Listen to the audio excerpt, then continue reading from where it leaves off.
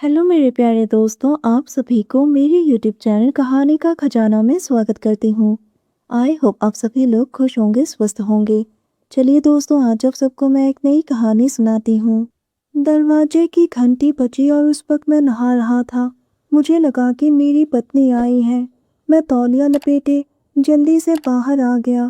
पानी की बूंदें मेरे बदन से बह रही थी। मैंने जल्दी से दरवाज़ा खोला तो सामने नीलम खड़ी थी। वो मेरी पड़ोसन थी और मेरी पत्नी को दीदी कहकर बुलाती थी। वो काफ़ी घरेलू और अच्छी लड़की थी। उसे देखकर मैं थोड़ा शर्मा गया। मैंने कहा, अरे नीलम तुम। उसने कहा, मैंने खीर बनाई थी, वही दीदी को देने आई हूँ। और वो अंदर आ गई।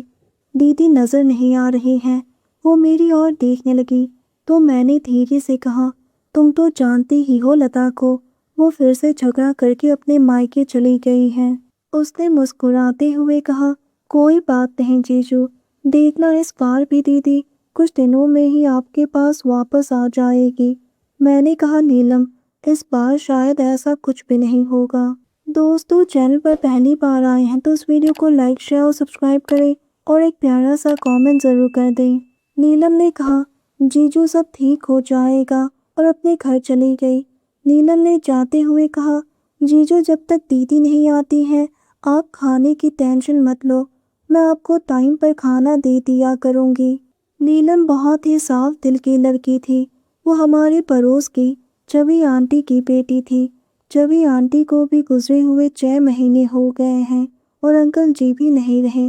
अब वो बिल्कुल अकेली थी। नीलम बहुत ही सुंदर थी और वो अक्सर मेरे घर आती रहती थी। उसके बाद मैं ऑफिस चला गया। ऑफिस में भी मेरा मन नहीं लग रहा था। ऑफिस से वापस आने के बाद नीलम मेरे लिए रात का खाना लेकर आई। एक मेरी पत्नी है जिसको मेरी कदर नहीं, और दूसरी नीलम जो पराई होते हुए भी मेरा अपनों से भी बढ़कर ख्याल रखती थी। ऐसे ही दिन बीत रहे थे।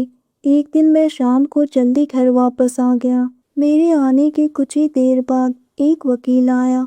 उन्होंने कहा कि मेरी पत्नी लता ने मुझे डिवोर्स नोटिस भेजा है।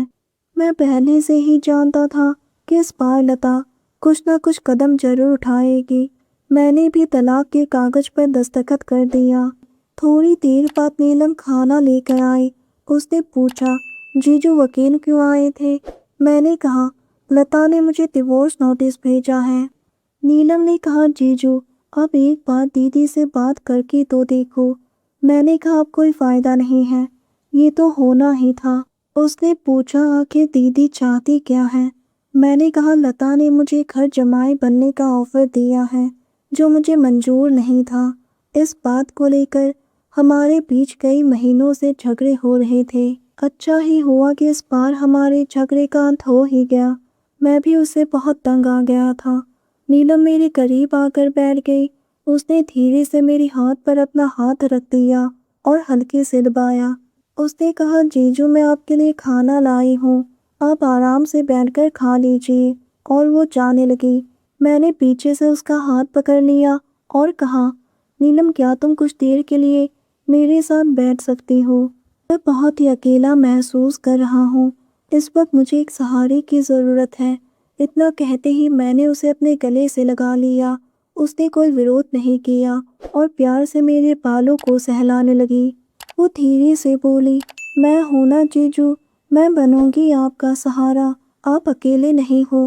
फिर मैंने उसकी कमर में अपने दोनों हाथ डाल दिया और उसके होठों पर अपने होठ रखकर धीरे से चूम लिया। हम दोनों बहुत करीब आ गए।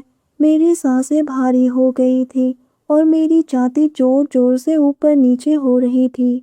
धीरे धीरे कपड़े और उसकी गोरी खूबसूरत त्वचा मेरे सामने थी। उसके बाद मैं नीलम के साथ आगे बढ़ने लगा। वो भी मेरा साथ देने लगी। उसकी हल्की आवाज़ कमरे में गूंज रही थी। नीलम ने लता की कमी को दूर कर दिया था।